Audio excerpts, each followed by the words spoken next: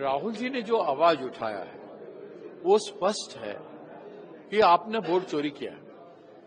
उसका प्रमाण देते हुए वो इन्होंने कहा कि आपने पहले इलेक्शन कमीशन का अपॉइंटमेंट में सर्वोच्च न्यायालय के जो प्रधान विचारपति हैं उनका जो हक था वो जो बैठते थे अपॉइंटमेंट अथॉरिटी में उनको आप उनके जगह पर होम मिनिस्टर अमित शाह जी को बिठा दिया और आप 2 हो गए और बहुमत में आपने अपना आदमी को गुजरात से लाके अपॉइंटमेंट कर दिया। क्यों किया? आप जो चाहेंगे वही करेंगे और वो वही कर रहे हैं। दूसरा बात है आपने फर्स्ट वोट महाराष्ट्र में इंक्लूड किया। आपने वोटिंग जो है जैसे उसका ट्रेंड को चेंज किया। आप कैलकुलेट करके जहां बीजेपी को जिताना है उसका सिस्टम को बदल दिया। जहां बीजेपी को वोट नहीं मिलता था वहां पर नकली वोट डाल दिए।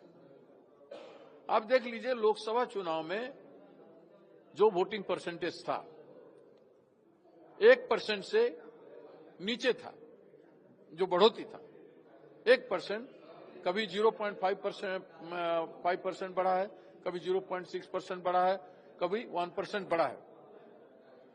अचानक 2024 में लोकसभा इलेक्शन के 6 महीने बाद विधानसभा इलेक्शन में आपने कैसे ये 7.83% वोट बढ़ा दिया?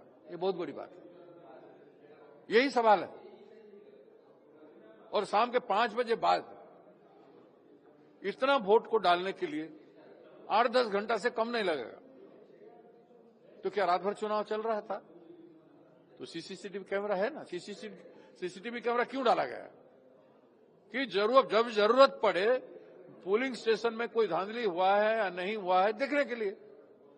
जिस पर्पज में इतना करोड़ रुपया, हजारों करोड़ रुपया खर्च करके हर बूथ में सीसीटीवी कैमरा डाला गया है उसका जवाब दो ना। सीसीटीवी कैमरा देश के सामने खोल दो, वोटर लिस्ट खोल दो।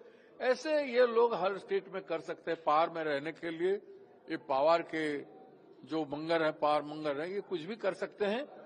लेकिन इलेक्शन कमीशन से जो गलतियां हो रही ये सोचने की बात है जो नहीं होना चाहिए उनसे। वो स्टेटमेंट भी बोल रहे हैं खुल करके बीजेपी का, जैसे फ्रंट में वो है और बीजेपी को बचा रहे हैं। उड़ीसा में भी इस तरह से हुआ है। 30% वोट में इस तरह से फिक्सिंग हुआ है। बीजेडी का मैच फिक्सिंग हुआ था उड़ीसा में, उसका रिजल्ट यही है।